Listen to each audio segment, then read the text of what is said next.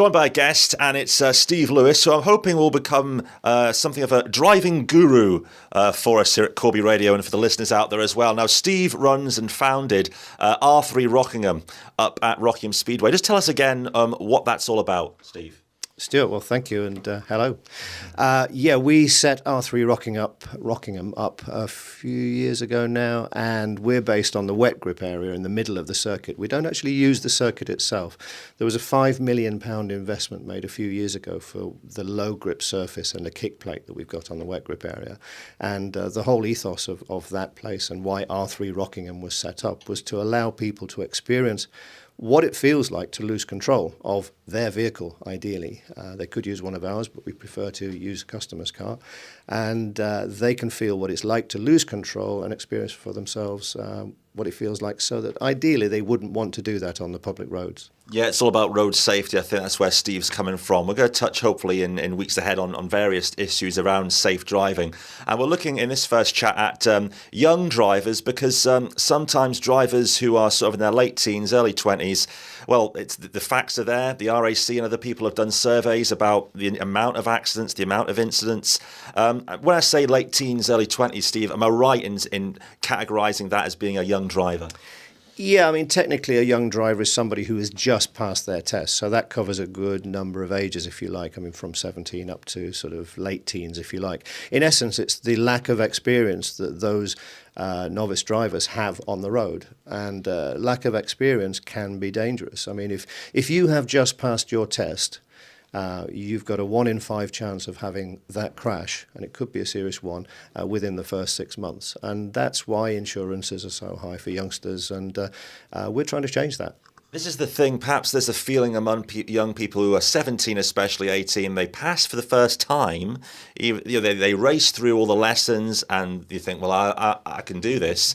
And that's not always the case. The learning has to continue, like anything, I suppose. You have to be careful using the word race through the lessons. It wouldn't pass if they were racing through the lessons. That's a good pun, isn't it, I suppose, yeah. I like the way.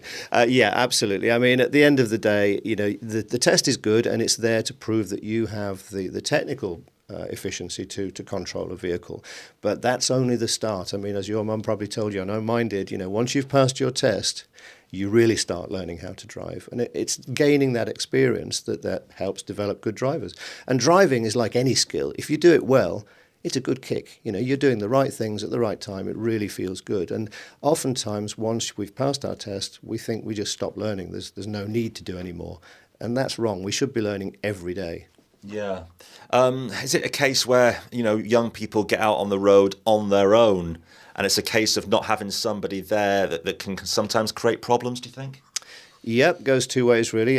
Certainly, if you're sat with a driver who has a fair amount of experience, they can be there just offering advice. But then, would you take it from your dad? No, I didn't.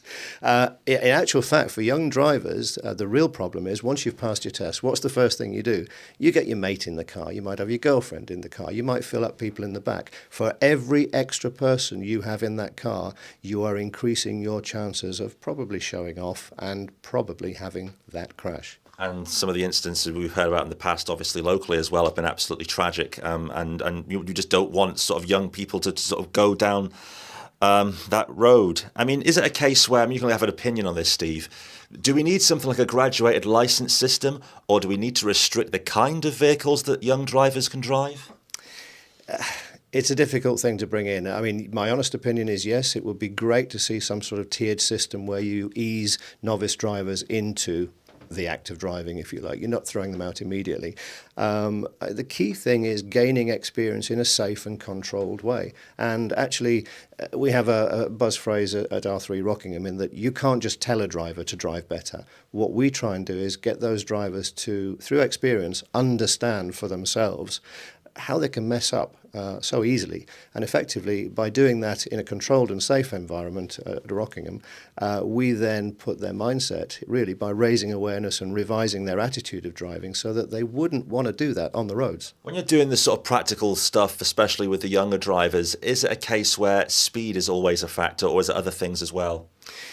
Yeah, it comes down to experience. Again, often youngsters will be speeding, often without realising it and without realising the end result of that that speed. We have one of the first exercises we do with them when we actually do the practical side of things is we have them do an emergency stop on normal tarmac, and then we move them just a few feet to the right onto our basalt tiles. Okay, generally you'll stop in an emergency situation in about 10 meters on normal tarmac. At the same speed, we then have them brake on the equivalent to a very wet road or snow, if you like.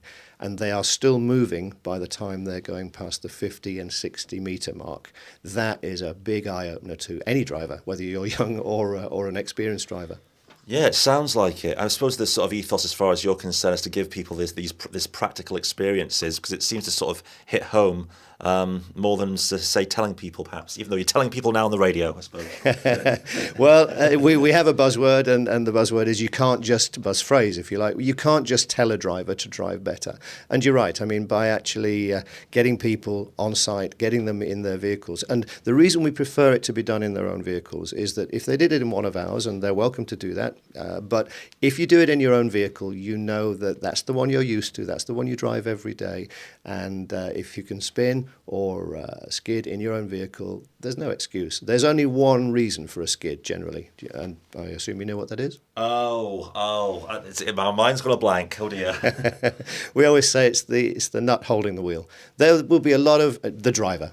If the car's parked out there in the car park, will not skid at the moment. It's only when we get in it, turn a key and move away, we are the ones ultimately that cause the skid and loss of control. Yeah.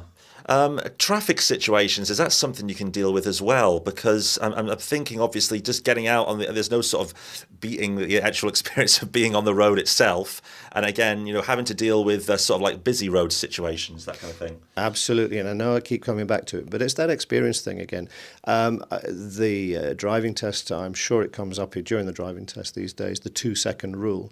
But truly explaining what the 2-second rule is about, leaving a decent distance between you and the car in front. If you watch a car ahead go past a telephone box or something, if you can count 2 seconds between that car going past and you going past, that's a decent distance in the dry. In the wet, you need to times it by 2, and get this in snow or icy conditions. By 10, you need to leave 10 times that distance. And that's hard, because often people will pull out in front of you, or they'll not allow you that gap. But if you can maintain a good gap so you can really cope with what's happening up ahead, then that's one of the first things we teach. That's interesting, Steve, because the latter part of the information, I'm not sure a lot of people out there would be aware of that. They'd be aware of the 2-second rule from their sort of like going through their driving lessons, etc., but not perhaps the latter part of it. That's maybe a bit worrying.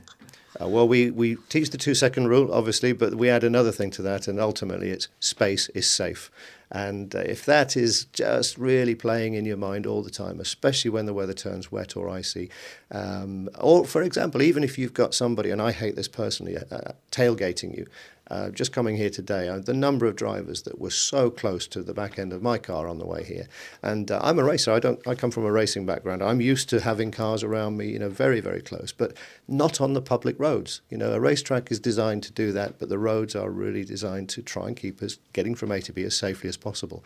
But if you have somebody tailgating you, the best thing about that is to leave, again, a decent distance between you and the car in front, so that if you have to stop, you can stop progressively rather than sharply. Yeah, you want to actually sort of not succumb to pressure that the other motorist is putting on you. Absolutely, that's definitely the other thing. In fact, again, it's not a race when you're on the road. What is wrong with actually just, if it's a dual carriageway, for example, just pulling over or just indicating left and letting the guy through? If he's really that adamant about getting to work one car earlier, then let him go. What would you say, Steve, are what you would call the risky behaviours, the sort of the incidents that would put young drivers, I suppose, in some tricky situations? Okay, if you're not used to actually being in a vehicle on the public roads, then approach speeds are something that's hard. You need experience to actually build up an assessment of approach speed. So, for example, you do get a lot of young drivers pulling out from T-junctions in front of other vehicles because they haven't correctly assessed how quickly that car is going to be on them, and they don't pull out, leaving themselves enough gap, essentially. And we've mentioned, obviously, speed can be an issue as well. I suppose it's just about sort of, young drivers have to learn, I suppose, that once they get that pass certificate, doesn't mean they just forget everything they've learned, No, well, I mean, we are building on what they've learned. Once you've got those skills, and driving is a skill, as I said earlier, effectively, if you do that skill better, it's a good feeling. And don't forget that often young drivers pick up some bad habits from we parents. How many times did you sit in the back, when your dad was driving and perhaps, he was getting a bit irate, shall we say, about this traffic situation?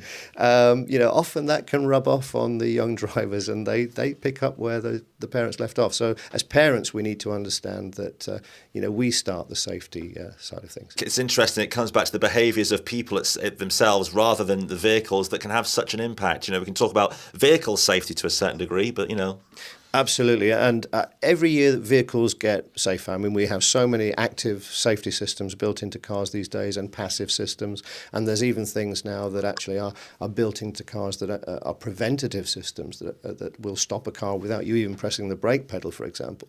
Cars are getting safer. However, the figures from last year in terms of killed and serious injured are up 4%. So that's telling us something, that if cars are getting safer yet we're still having more accidents, there's only one area that's coming from. People aren't putting their minds to it as such. They think they're safer than ever, and that leads to problems maybe. Sometimes people do think, it's a cocoon you're sitting in, a nice warm car, especially when it's 3 degrees out there at the moment and you're sat there with the heater on and the radio on. You don't realise, how, in fact, again, so a phrase we use quite regularly, driving is the single most dangerous thing that most of us do every day without realising it. And it's only when, unfortunately, the crash is about to happen, shall we say, or you've lost control, that you truly realise that. And, if we can only just wake people up to this situation by proving that they can mess up in safety, then, we're really helping them just to create that mindset to be, take it easy on the road. Yeah, I suppose in conclusion for all drivers and especially the younger drivers, you have to say, it is a lot to take on, and it is it's sometimes strict in a sense, but it's absolutely worth it. It's obviously better than having an accident. Yeah, I mean, we try to deliver it. We get serious when we have to, and we certainly will pull no punches. We can look a driver in the eye and tell them exactly what would have happened if that had happened on the public roads. But we try to do it in a fun way and a friendly way. As I say, we are ex-racers. We're coming from a racing background. We're not trying to preach. We're just really trying to open people's eyes to what really can happen and how quickly it can happen.